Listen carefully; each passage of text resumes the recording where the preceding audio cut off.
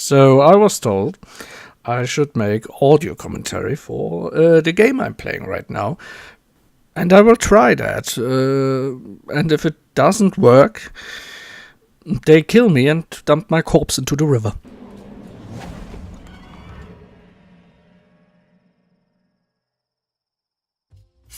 So the game we are playing today is Immortal Redneck! which might be the dumbest title I've ever heard. But right there is the whole story. You are a redneck and you are immortal. Which doesn't of course mean you play this game in God mode, but it means you come back after you die. Which is the whole basis of this roguelite game. But that's of course not the whole story. There's also the fact that you want to escape this Egyptian valley you're trapped in and are constantly revived in. So basically, if you call the game Immortal Redneck Escape, you would exactly have the full story. Gameplay wise, we are on the second pyramid, which means basically the medium difficulty. There are multiple characters to choose. In this case we are playing Seth. So we start with a flamethrower, a pistol and a sword that shoots stuff. The sword is basically useless and I always switch it for another weapon if I might find one, which isn't that often in this game. So as with roguelites, the whole level is randomly generated. Oh boy, it's lagging. Well, it is only randomly generated to a degree. The layout of the rooms, not the actual rooms themselves, which are always the same and also spawn the enemies in the same places, and also the kind of enemy that spawns.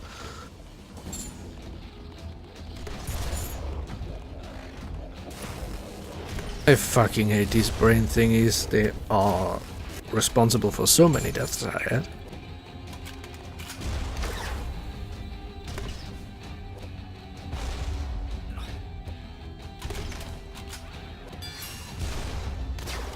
Once again, a bit of lag there. The whole point of a run like this is, of course, to get to the top of the pyramid and beat the boss. In this case, it would unlock the third pyramid, which is considerably harder. Oh, another enemy I really don't like.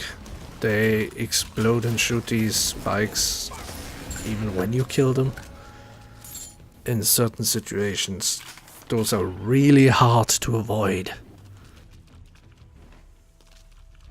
It's quite nice that the lower levels of the pyramid, so the first few levels, are of course bigger than the topmost levels, because if that wasn't the case, this game would take forever, because a successful one can go for 45 minutes and roughly half of that is the first 2 levels.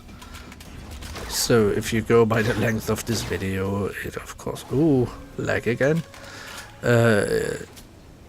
Well, the length of the video pretty much gives away that I won't kill the final boss.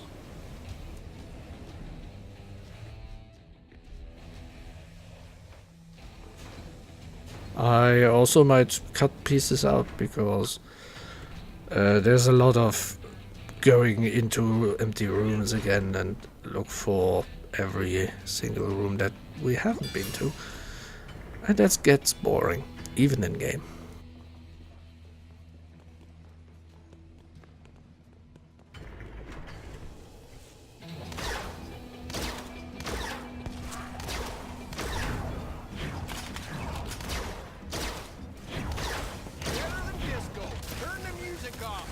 That flamethrower is so strong, I love it.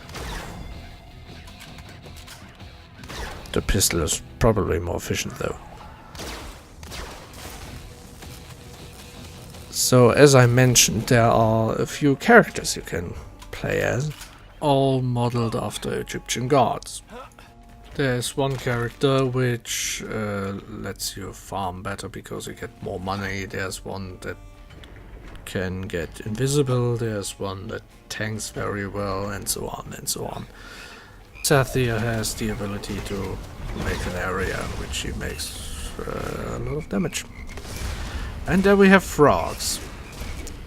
These frogs are so annoying. It's okay if you have the flamethrower, but with only precision weapons, these are a pain in the fucking ass.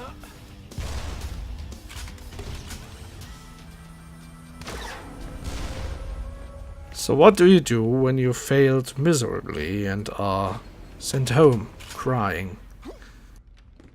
Well, you take your money and buy shit, obviously. At which point, anyone who played Rogue Legacy will see that this is a very similar way of doing it. So you have this literal tree where you spend your money to increase your stats or unlock other gods. One really helpful thing is that when you have only a few enemies left on the room you're playing, they will highlight it in red, even through walls. I will fast forward a bit now, because there's nothing interesting coming up.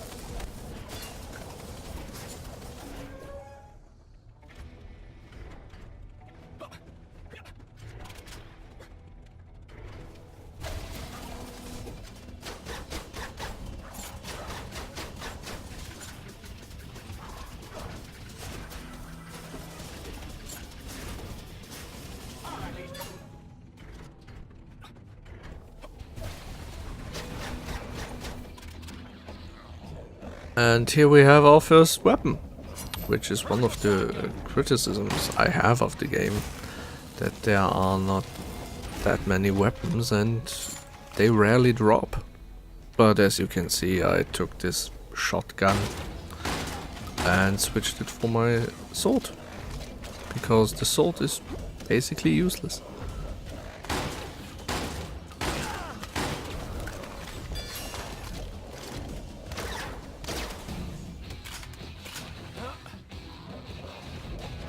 You really don't want to be near that brain thing when it does this ball thing. Fast forwarding again.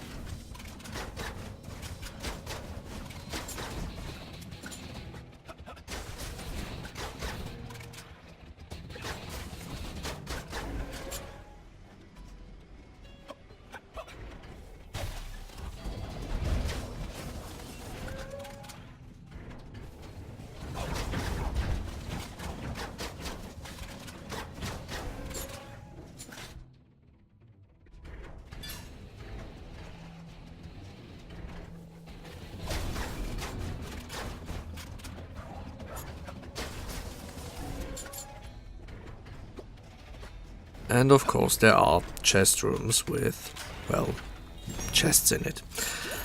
These rooms basically grant you at least one scroll, a bit of health, a bit of ammo, and money.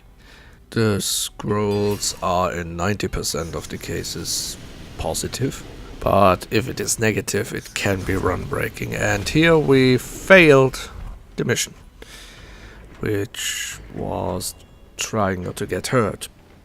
So we got hurt and we won't get a bonus chest. We are 10 minutes into the game and we are still on the first floor. So now we change that and we go up to the second floor. We have to do 7 floors to reach the final boss, but as I said, upper floors are smaller than the lower ones. Because that's how a pyramid works, of course. Those disco light things are annoying too, because you have to kill them twice.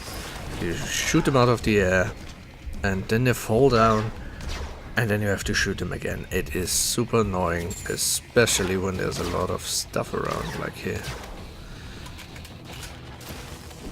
There is not much different in the second floor, so I will skip a great deal of time now, because there happened one peculiar thing on this run. Ooh, a gun. It's basically terrible.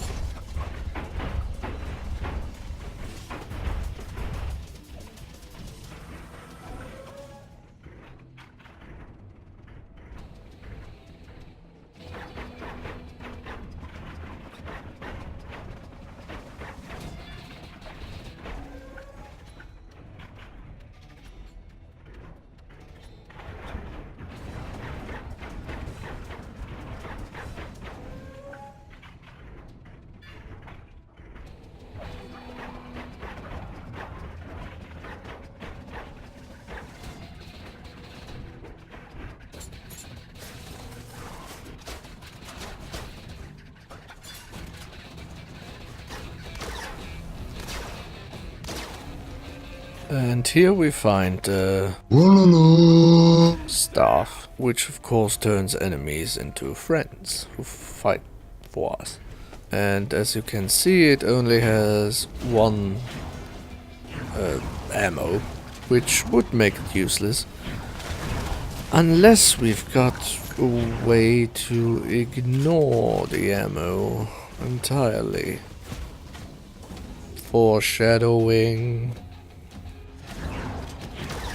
Also, I find it hard to hit anything with it.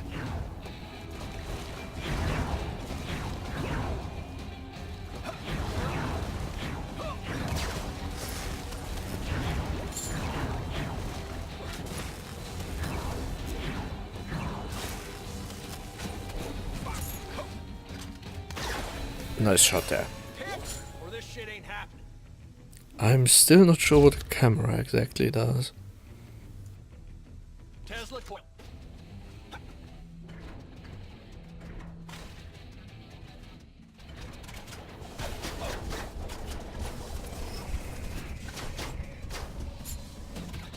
Oh, so what do we have here? Infinite ammo on the floor. Well, isn't that good for our staff? And now I'm watching them fight.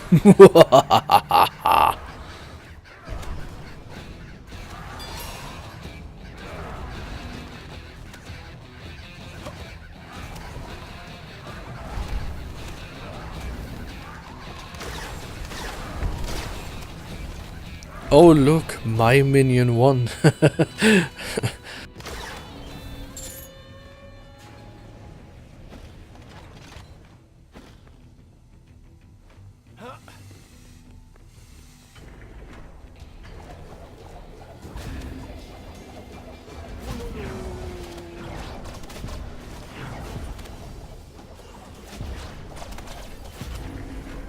And if every single enemy in the room is your minion, everyone dies.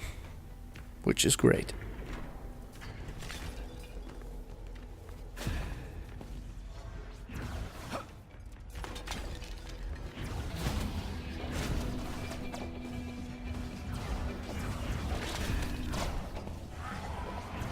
This makes the floor at least so much easier. You basically just have to one-shot everyone and you win. And the enemies are too distracted to go for you because there are minions that they can shoot too.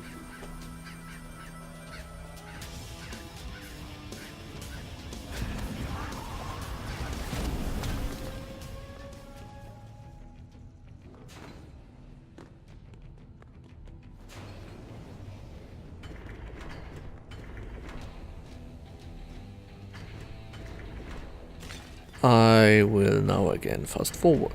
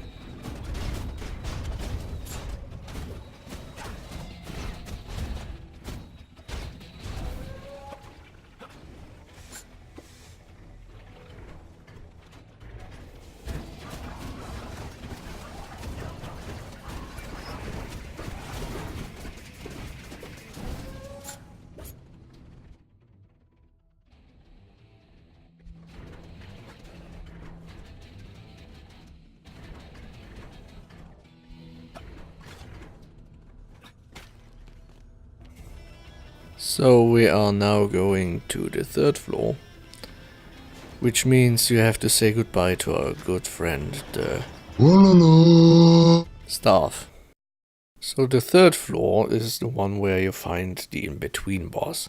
Those seem to be unique for every pyramid, just like, well, the final bosses.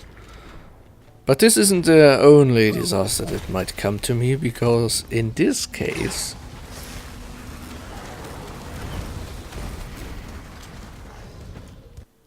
the game crashed. And of course I'm thinking, oh no, that's it.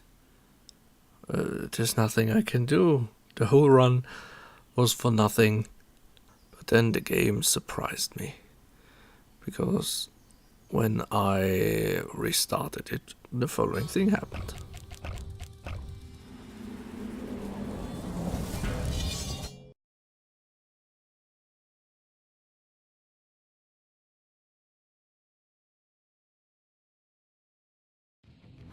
It just restarted the floor for me. So I'm in the exact same position as I was, and I could continue. Which is hopefully not a feature everyone sees in this game. Because that would mean it had to crash first.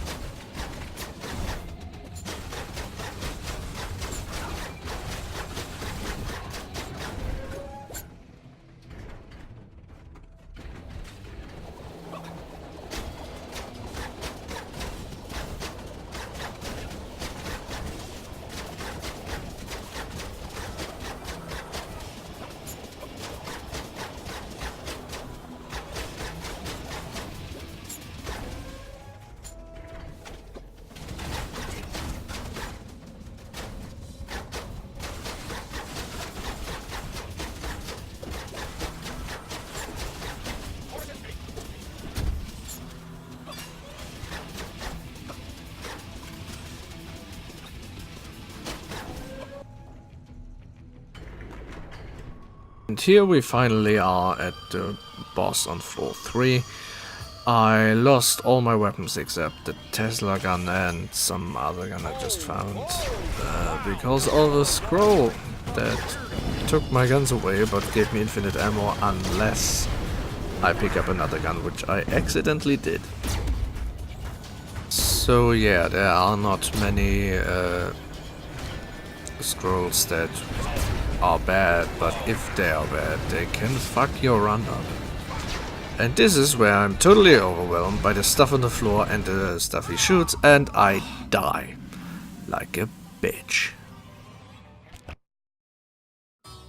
This gives me the opportunity to show you a bit of the game outside of the runs you will do. So on the right there you have the literal skill tree, and if you see that and compare it to the one in Rogue Legacy, you will see it is roughly the same. And just like in Rogue Legacy, you can unlock this merchant who gives you special medallions that give you bonuses, and if you do another run, they take all your money away. So yeah, this was Immortal Redneck. I hope you enjoyed.